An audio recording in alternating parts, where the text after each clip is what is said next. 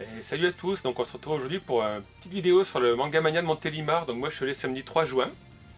Alors là vous voyez c'était la queue pour les gens qui n'avaient pas de ticket, donc qui payaient sur place. Moi j'avais une prévente mais c'est pareil, je suis arrivé à 9h30. Et de ce côté là vous voyez on a fait une sacrée file d'attente.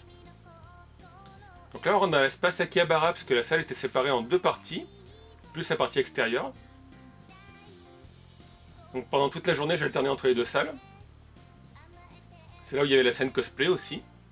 Donc dans cette salle, il y avait quelques stands et beaucoup de stands associatifs, un peu moins de commerçants habituels. Et j'ai bien aimé ce stand qui était tenu par deux demoiselles. C'est que des produits faits main. Donc chaque produit est original, vous allez voir des t-shirts Opa, des petites culottes assez sympas. Donc ça nous change un peu des produits habituels qu'on retrouve, vous savez, comme les coussins imprimés, voilà, coussins chinois qu'on retrouve. Là c'est des petits coussins originaux. Donc là vous aviez sur la scène l'association Aika Cosplay. Alors il y avait deux demoiselles qui ont fait leur spectacle. Donc je vous avais une petite vidéo à part, où le spectacle est presque intégral et il y a la bande son, sauf si bien sûr YouTube modère la vidéo. Et là il n'y avait pas encore trop de foule puisque c'était 10h du matin. En tout cas je les félicite parce qu'elles ont dansé un bon moment et il commençait déjà à faire chaud dans cette salle.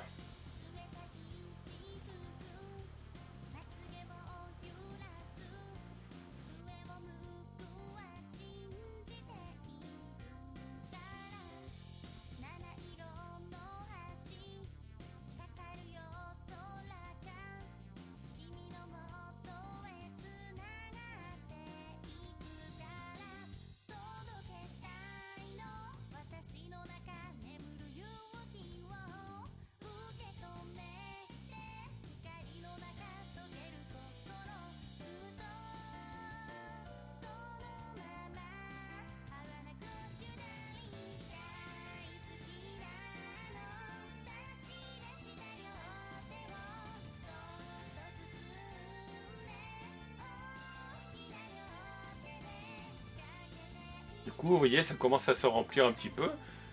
Il était vers 11h.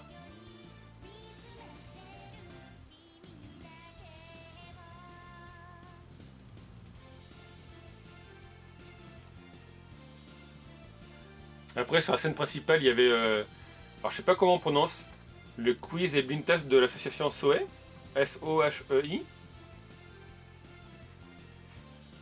Du coup il y avait des quiz sur les génériques des années 80, des années 90, génériques de dessins animés, de séries télé, parce qu'il y avait un quiz sur par exemple MacGyver. Donc il y a le blind test avec des images, après il a joué des génériques avec une flûte. C'était assez difficile à trouver. Et puis l'après-midi ils sont partis à l'extérieur sous le chapiteau. Là vous avez une petite vue de loin des stands. Là. Et donc comme je dis le reste de la salle c'était des commerçants, donc il y avait des associations gaming, il y avait des t-shirts, des coussins imprimés, il y avait quelques stands de chinois, donc tous les produits chinois habituels. Il y avait le fameux vendeur de bonbons qui vendait des hand-spinners, donc je parle sur une autre vidéo, sur mon coup de gueule anti-hand-spinner. Donc j'ai quand même filmé deux ou trois stands de commerçants. Donc il y avait celui-là qui était quand même le plus gros stand avec pas mal de figurines. Donc comme d'habitude on retrouve les figurines classiques, il y a du Hatsune Miku, du Dragon Ball, du One Piece.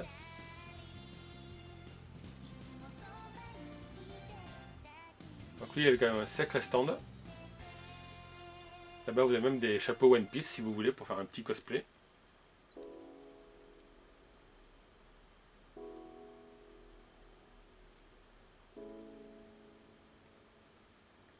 Là un petit stand de Funko, tout petit d'ailleurs le stand mais bien rempli. Et puis encore des vitrines de figurines.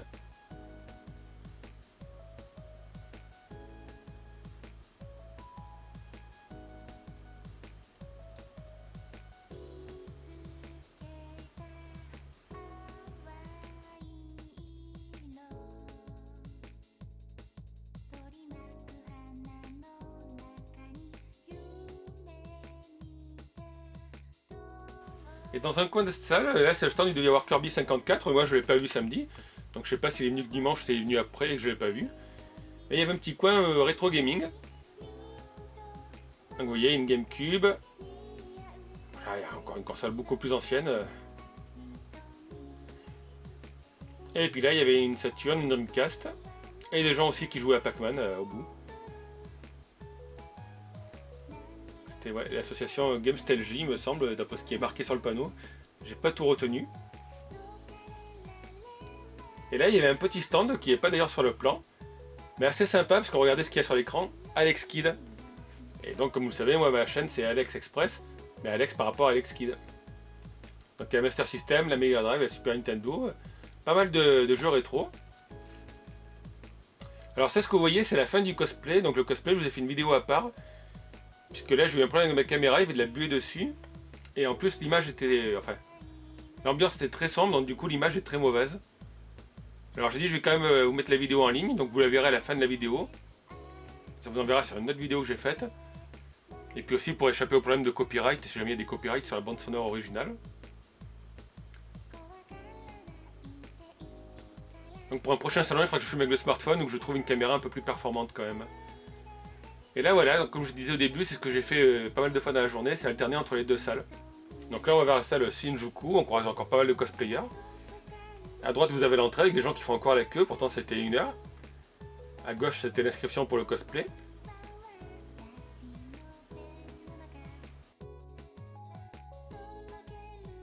Donc il y a des cosplayers, je sais pas comment ils font, parce que la fille là, avec les queues façon Gumio, il est sympa, mais voilà, il faut pas qu'elle rentre trop dans la foule, sinon le cosplay va s'abîmer.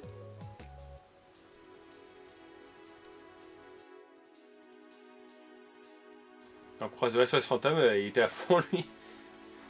Toute la journée j'ai vu courir SOS Phantom en action. Et donc c'est la deuxième salle, c'est l'espace Shinjuku. Donc là aussi vous avez pas mal de boutiques, c'est quand même des boutiques beaucoup plus commerciales. Il me semble qu'il y a moins d'associations.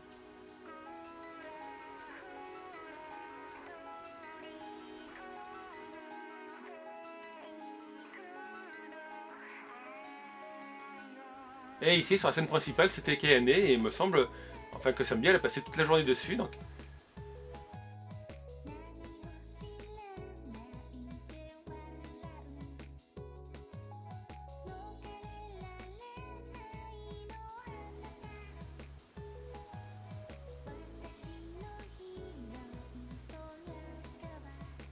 Et là je me suis dit je vais voir dehors donc on croise encore un peu des cosplays.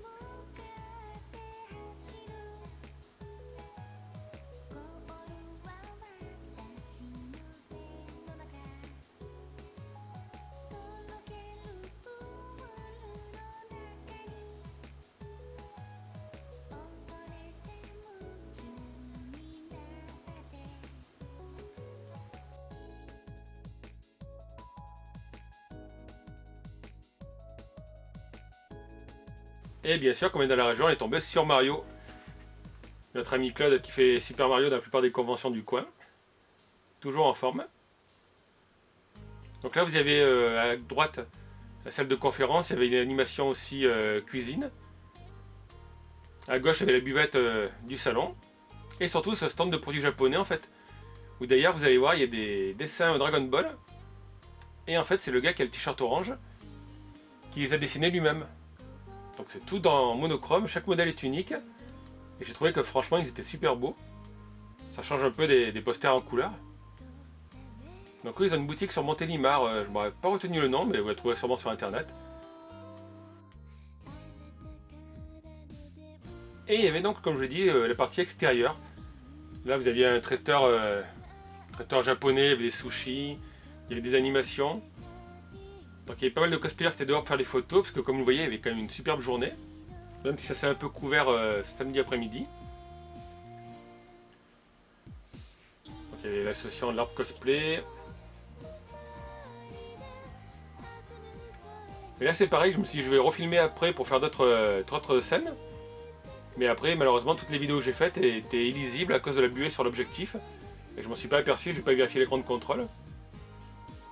Donc ça gâche un petit peu ce que je voulais faire sur la vidéo. Donc je peux vous filmer, mais il y avait aussi voilà, pas mal d'animations. Il y avait le shiatsu, les arts martiaux. Et bien sûr dehors, comme je l'ai dit, pas mal de cosplayers. Là en fait vous avez deux cosplayers, c'est deux mecs. Et celui en rose, c'est lui qui a servi de buzzer pendant l'animation blind test du matin. Il y a ce stand que j'ai bien aimé aussi, parce que c'était là encore une fois que des créations personnalisées. Donc c'est assez original. Puis je sais que dans mes anciens vlogs sur les conventions, beaucoup de gens se plaignaient qu'à chaque fois je filmais uniquement les boutiques commerciales. Et il y avait encore une fois de très beaux produits, en plus c'est bien, elle était extérieure, donc les images rentrent bien là. On voit bien la couleur des produits.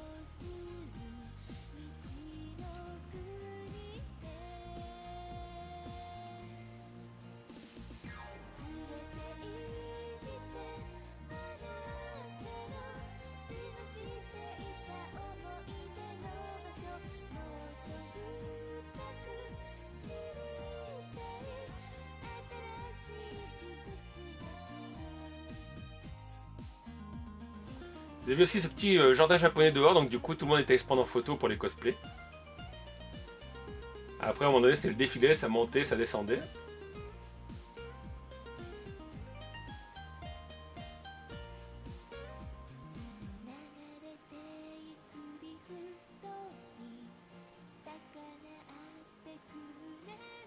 Là oui, le stand de la Hado Team. Donc là c'est pareil, encore une fois, il y a plein de choses que je voulais filmer, mais j'ai pas pu et je suis resté qu'un jour que samedi. Je serais presque retourné dimanche pour refaire les prises manquantes, mais bon, j'avais pas le temps ni le budget. Donc là on a encore quelques cosplays assez sympas.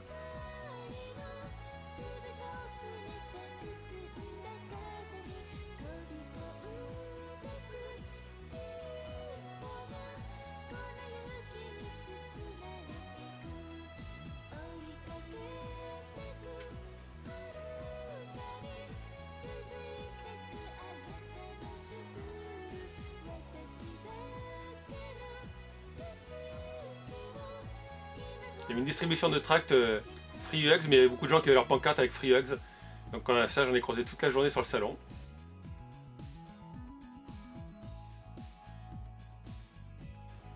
Donc là, voilà, je vous laisse avec quelques petits cosplays que j'ai pu prendre, mais il n'y en a pas beaucoup au final sur mes rushs.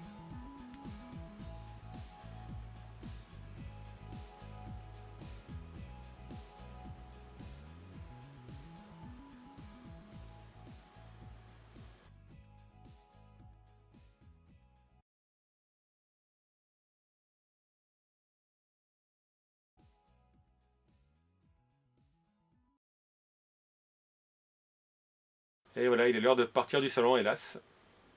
Salut, donc vous avez vu un petit aperçu du salon Manga Mania de Montélimar.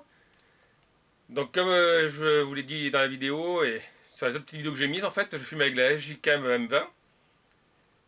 Et elle marche très bien, mais surtout en extérieur.